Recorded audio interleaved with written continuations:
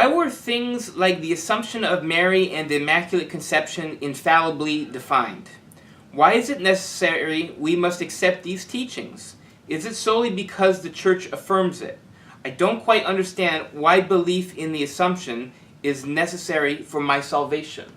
Good question. Well, the answer is the Church defined them because they're objectively true. That's the first thing you got to bear in mind.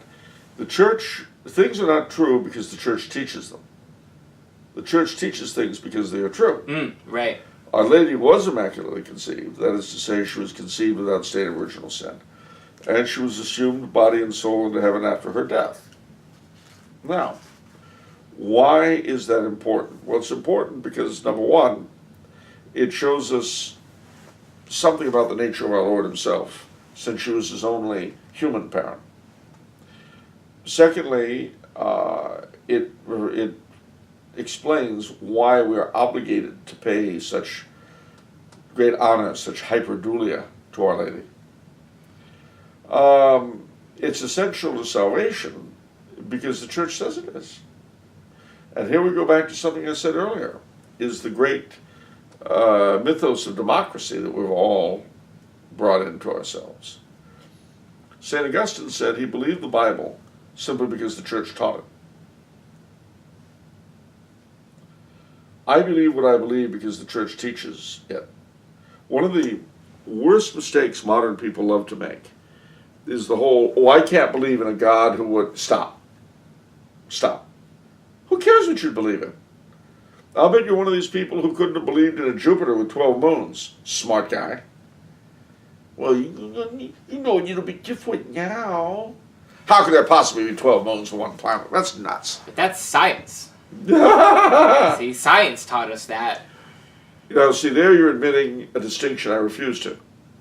That science and religion are separate things that have nothing to do with the same reality. Oh, science and religion are at war. Are you kidding me? Only at war. They're only at war if either or both the scientist and the religious person are stupid. Then they're at war, You're stupid. How can you say that the Trinity is 3 in 1? I can count to 3 and they're not 1. Well, that's because you're stupid. So, our medieval ancestors were a lot smarter than we are in so many ways, despite the fact that they didn't have the internet. Oh, well, modern scholars would disagree with that. I know. They would, if they exist. Yeah. That's debatable, their existence. I've never seen one of you. No. See? How do we know they're there? Actually, I'm going to say what I'm going to say, but before I do, there is, as we speak, at the University of Durham in England, something called, you can look this up, the Gross Test Color Project. This is an interesting thing. What they're doing is they've gotten all the best Latinists they can find to translate works of science in the Middle Ages, so people like Robert Grosseteste, Roger Bacon, and so on. Cool. And then they're taking these texts and turning them over to the top-notch scientists of today to see what their take is on these writings. And the head of the project looked at me and he said, "You'll never guess what their response so far has been." And I said, "How could these people possibly have known this stuff?" Really? Yeah, and he looked at me and he said, "How did you know?" Yeah, indeed. It's because I'm an historian and I have an idea about these things. The truth of the matter is, ladies and gentlemen, I believe that I may understand, credo ut intelligam, as St. Anselm tells us. Without faith, you can make no sense of the world around you. I'm going to say that again. Without faith, you can make no sense of the world around you. And it's got to be the correct faith. A faith that is amenable to reason within reason's proper boundaries, and a faith which teaches objectively true doctrines. I am not leaving our man too far behind. I'm going to catch up with him. Right. I'm sorry. Yeah. I could tell. It's a psychic thing. Yeah. No, the thing is that the Church proposes for our belief things that are absolutely true, but which we ourselves could not possibly reach through our own reason. Not because they're unreachable or unreasonable, but because our faculties are so stunted. I think on this show before I've used my little simile of the little ant that somehow becomes intelligent, and then is walking along your linoleum floor and notices all the straight lines. So, oh, there must be some intelligent design at work here. Well, that much you can figure out. But of the nature of a kitchen, the people who are making their meals there, the reason why food occasionally just drops down in front of her. Where'd that come from? She can't see. All she knows is that every now and then a piece of bread or meatball or something lands in front of her. There you are. Now, is this a natural occurrence, or is there some divine intervention behind it? She doesn't know. They need a council of ant philosophers to decide what that could possibly be. Get their little feelers together and discuss it, because they're so bright and stuff. But in terms of the life of the family that's going on, forget it. Yeah. You know, the husband who goes to work every day, the kids go to school, the wife stays home, eats bonbons, and watches Days of Our Lives. Well, maybe not. I don't even know if they're still on the air. But anyway, none of this stuff could possibly be understood by the little council of ant philosophers. And that's how we are. And we think that we're so smart. And I'm sure that some of those ant philosophers would say, well, no, it's a recorded phenomenon that at different intervals, for unknown reasons in accordance with unknown laws of science, little pieces of food drop from the sky. Then we drag those into our dens, and that's how we're able to eat. This banquet you see in front of us is, all made up of this. I mean, you could draw the analogy out as grotesquely as you like, but the fact remains is that's the position we're in. So why is my salvation dependent upon my believing what the church says? Because God said so. The church tells me that God said so. I've accepted the church's claims thus far. And for me to suddenly stop and say, oh, I can't accept that, I find that unreasonable. Well, that's too bad. My little reason is not big enough. Now, don't get me wrong. Reason is a wonderful thing. And within its boundaries, in those areas where it's competent, as with the ant building her nest, it's great. But it doesn't serve us at all beyond a certain point. And, the contrary is true too. If the things of which we accept as a matter of faith are objectively real, then they should leave some kind of an imprint behind, and they do. Taking the virgin birth, for instance.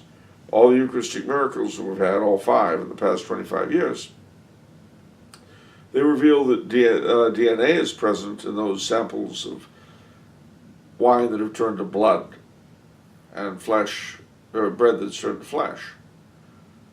But that DNA can't be mapped because it's only a single strand.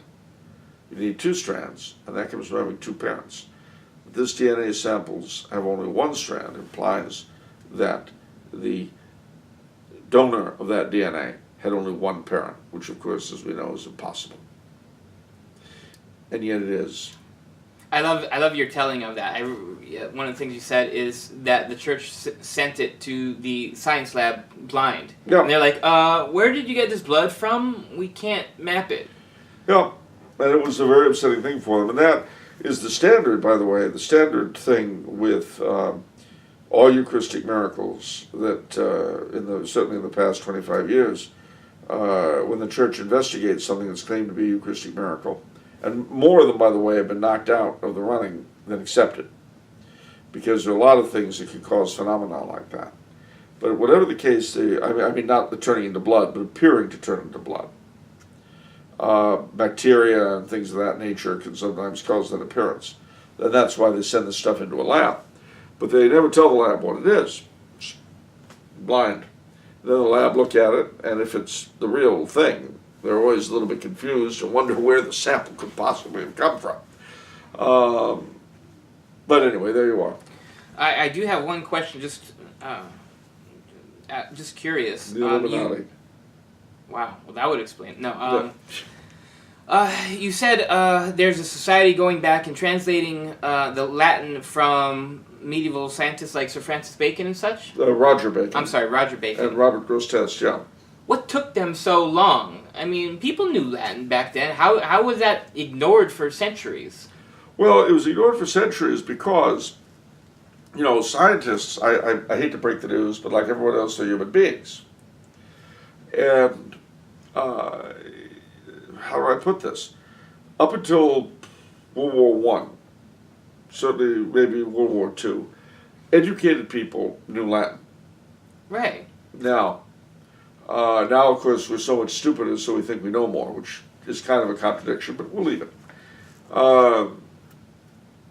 But people specialized. And of course, because of the Protestant revolt and the Enlightenment, the idea was that that sort of thing was not worth reading because it was from the ages of superstition.